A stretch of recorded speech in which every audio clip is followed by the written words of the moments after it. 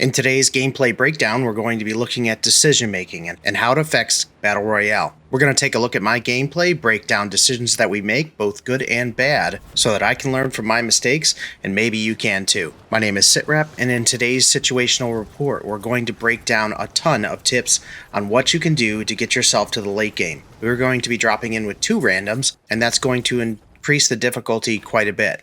So we're going to be focused on observing, anticipating, and reacting. We use this exercise to improve our game sense overall, which is going to give us more kills. The goal of today's video is to look at the decisions that we make and how to improve them. One of the biggest things that we talk about in every single one of our Verdansk videos is the importance of contracts. If you're not doing contracts, you're not going to find cash quick enough to get yourself a loadout. You're also going to be missing out on valuable intel from a lot of these contracts. We've pinged a recon, and we intend to get that so that we can see the next zone pull. You can work on those throughout the entirety of the game and actually see the final circle if you're diligent completing them. We want to be careful about pushing buildings because enemies are going to be stacked up in corners. So we want to use that stop mechanic in our gunfight and consciously be aware that we don't know how many are there. Audio cues are invaluable when it comes to enemies pushing you. You can use those as a cue to see which direction an enemy is going to push from. Listening to the footsteps and the tracer rounds of that gunfire, we can anticipate them wanting to get the thirst on the sneaky snake. We're going to hold the downstairs and wait for them to get too aggressive, and sure enough, they come through the window to push for that kill. Impatience is a huge downfall in Battle Royale. You have to play smart. You need to be thinking about what is the consequence for you pushing in that room without more intel. In fact, that's the entire point of these types of videos, which is to get you to think outside the box. When you have valuable intel and the element of surprise, by all means, take full advantage of it. What you're going to see we do here, we have players underneath with footstep audio. We have the jump on them, and they are not looking as we're able to take out both enemies. Now we have 2 friendlies in the gulag, and a new team has pushed up to all of this gunfire. We're not going to overpeak the angle. We're going to say no. When you are in a bad gunfight, it is so important to exercise that nope moment where you back off the fight, reset with plates and ammo, and change your position. It can save you countless times in a mode where you have only 1 life. Communicate to friendlies that are coming back from the gulag that it is not safe.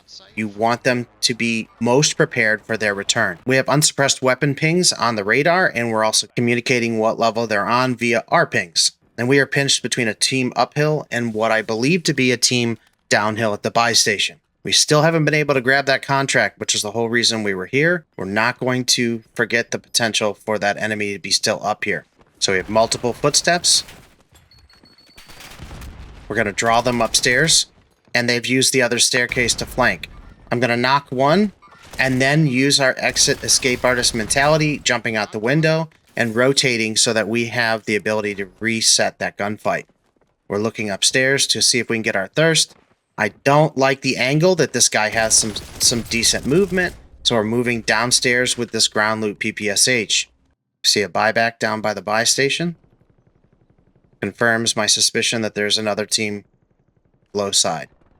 Unfortunately, I don't like the uphill gunfight, so I try to get some new cover and work my way towards possibly the vehicle. I see a recon on the floor, which means that there's a team that is doing a contract actively alongside the buy station.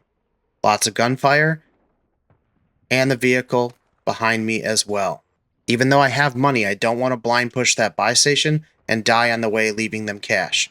Surrounded by dots, we just need to play as quiet as possible and see if we can third party. There's no great angle here, and we've gotten ourselves in a completely trapped position. Could have jumped out the window. In this scenario, once they started to push the steps, I could have used the skylight and moved on to the vehicle, but I was too focused on getting into another gunfight. You have to be ready to make adjustments when you can. It's going to happen, though. You're going to get pushed by 4 in quads Battle Royale, and the point is how do you adjust from this particular situation? So we're in the gulag. We know we have Snake still alive. We have 2 randoms full dead. How do we regain? How do we re-push back from this deficit? Once we're in the gulag, we're going to point towards the front, our intended push.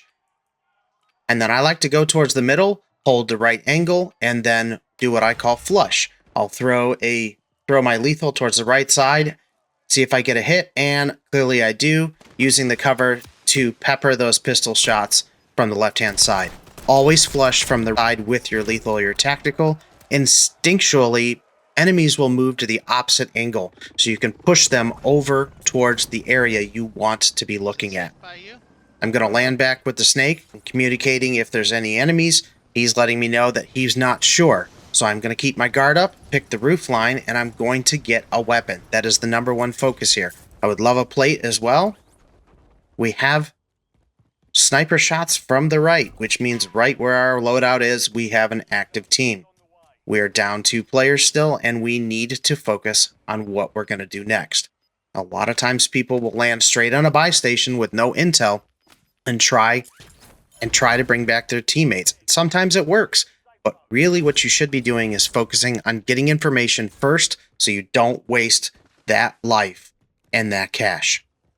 That one's not safe. Now that we have a plate and we have a few weapons, we start to analyze whether or not this loadout is worth it.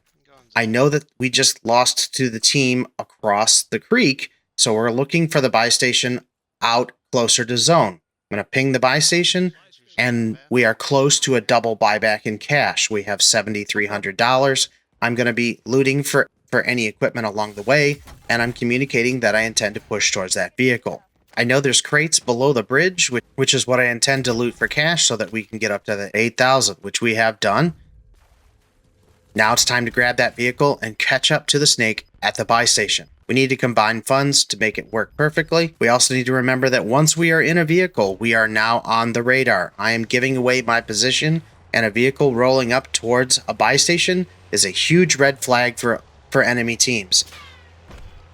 I get to the location, I don't have enough to buy independently, I drop the money and communicate to the snake that is ready for purchase. So we communicate to Pink that we are going to try and get back to this loadout with the vehicle. They can fly directly at it, and then we are going to rotate back into gas with an armored truck to get our loadout. It is a very risky play because none of us have our loadout guns. Some of us don't even have plates.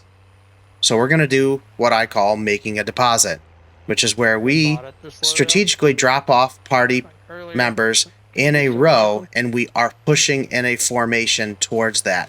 We're doing this so that the enemies will be looking at the radar at my moving vehicle, and we are not all pushing from the same path between buildings. So we are in an open formation. Nothing on heartbeat. Checking the areas and roof lines for encamped enemies that are ready to fire on us once we get our loadout. Snake confirms the location of the team. They're still deeper in gas. We have the advantage, the cover of the buildings. Snake and I are communicating we're going to get our loadout, and I'm telling the randoms who have not said a word the entire game yet that we're getting in the vehicle and we are leaving the area. We don't want to get stuck back here in gas. This was already a very risky play to get us all our loadout, and now I'm going to drive us back into zone. Working as a squad and using the equipment like the vehicle is the big brain play here. We don't want to be running across an open field with elevation and valleys, and here the other team already has a Bertha. So I'm going to continue to evacuate us from the area, and we're going to go get in zone as quick as possible. We're pushing towards that circle line, and we're calculating where we need to be. Airport is another large open area, and with an sniper HDR meta the way it is, you want to be very careful about these rotations. I don't want to get out into the open. I don't necessarily want to go too far northwest if I'm not sure where the zone is going to pull yet. I'm going to use the vehicle to get us towards our next contract.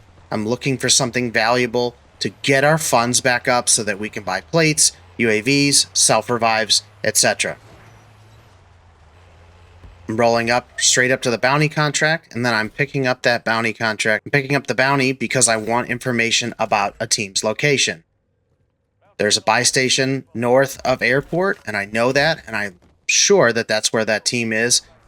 At the moment, they're likely also pushing towards the roof to gain that elevation for the advantage. I'm marking the buy at the parking garage so that we can move over that direction because it is clear that we all need some plates. Once again, we're not all getting out at the same spot. I always want to continue driving after my teammates get out. It gives a little bit more security, that gives the enemy something to focus on, and I'm immediately checking and communicating what I see on the roof of airport, which at the time is nothing, so they must be focused on ATC or inside of airport, combining funds so that we can start to purchase things that we need for this endgame. No one has a self, so we need to be conscious of that. We're looking at different players to hold. Using the minimap with that intel from the UAV is giving us everything we need to continue our next step in the fight. Prioritize those UAVs and your power positions as a result. We don't want to push into storage town right now. It's going to put us in the opposite direction that we need to be. Still buyback fighting going on north of airport, but we're going to continue to take the risky play of getting the hold from storage town. We see them get a loadout, and we're able to get some knocks on them with some sniper rounds. We're going to use the cluster to see if we can get those thirsts, but we're ultimately not going to push towards those because we have the advantage. They have to come towards this line, and we now can fan out and hold that position. What we need to be conscious of, though, is the team that's still behind us. So I'm checking back frequently as I'm setting up sentry to do that, and I'm looking for teams. We have a truck on the corner of the building. I take a snipe. Elevated position, and my instincts are telling me that's not a good place to hang out, and sure enough, it was. I'm going to add some more plates to inventory, mark the extras for the buy station before we have to rotate. I'm remembering where I left my vehicle, and I'm ready to make the adjustment if needed if we get pushed. We're still fanned out here. 2 randoms are on top of the garage. Snake is far right, and I'm getting a visual confirmation that they're peeking out of storage town, which means they know we're here, and they have 2 decisions to go left or to go right. So I'm going to continue to hold that left angle because I can see the direction of the yellow arrow from Snake, and I know that we have this locked down. Once again, I'm still conscious of the players behind us and my visibility to them should they decide to take that elevation and start an ambush on us while we're holding this team. No visual on the right makes me want to look left to see if they're rotating that way. I'm indicating to green and pink that they should be checking that direction. Shots fired from the right. I'm there to thirst Snakes down and checking the gas rotation for any lingering players. Snake confirms that he got the second one and indicates a rotation with the vehicle out that way. Once again, I'm checking that roof of airport. I just don't feel safe. We've overstayed our welcome here long enough, made lots of noise, and we definitely want to worry about rotating out. Green and pink are still engaging this team, still engaging the other half of the team. I'm looking at the zone, and I'm communicating to them that I intend to take that vehicle. Still on the defense, because I'm not getting any comms, but I'm getting some pings from the randoms. I communicate to Snake that I will be bringing the vehicle to help once I get this cleaned up. Looking for peek holes in the wall. And a visual. No visual. We've got to keep moving.